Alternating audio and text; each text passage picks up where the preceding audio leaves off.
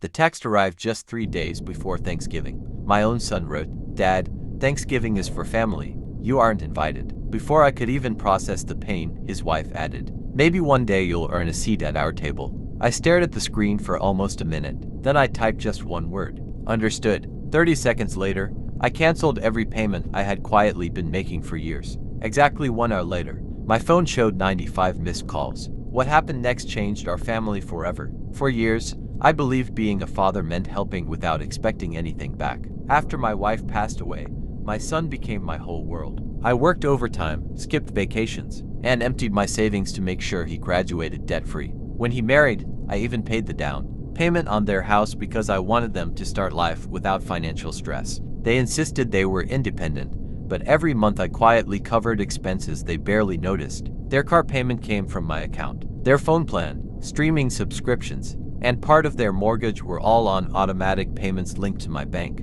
I never mentioned it because I thought love didn't need applause. As the years passed, the calls became shorter. Visits became holidays only. Then even those stopped. Whenever I asked if they wanted to have dinner, there was always an excuse. I convinced myself they were simply busy. Then Thanksgiving approached. I smiled, expecting the usual invitation. Instead, my phone buzzed. My son's message read, "Dad, Thanksgiving is family. You aren't invited this year." Before I could reply, his wife sent another message. "Maybe one day you'll earn a seat at our table." Those words hurt more than I can explain. Not because I wanted a free meal, but because I realized they no longer saw me as family. I didn't argue.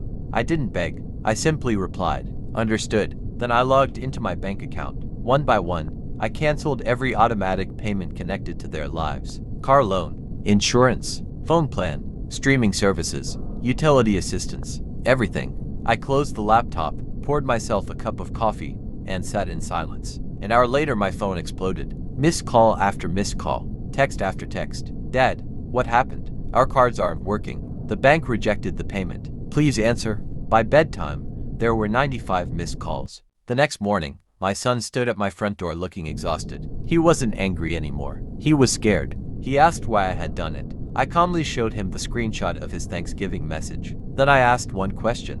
"If I'm not family, why am I paying your family's bills?" The room went completely silent. For the first time in years, he had no answer. Tears filled his eyes as he admitted that he had allowed his wife to make decisions he knew were wrong.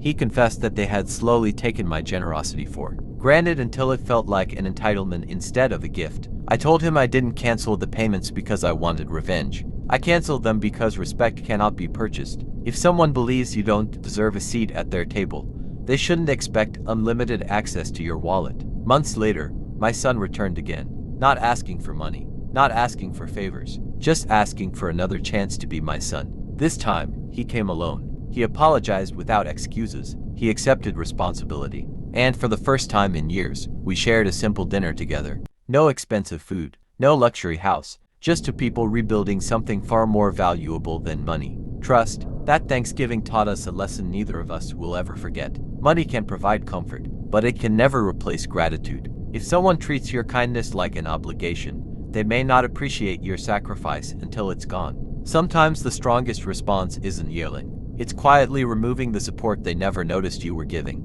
Because respect isn't something you beg for. It's something people reveal when they believe they no longer need you.